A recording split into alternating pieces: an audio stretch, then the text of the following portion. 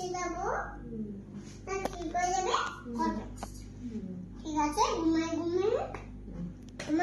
যাবে আবার উঠে যাবে আমরা গল্প পড়তে যাবো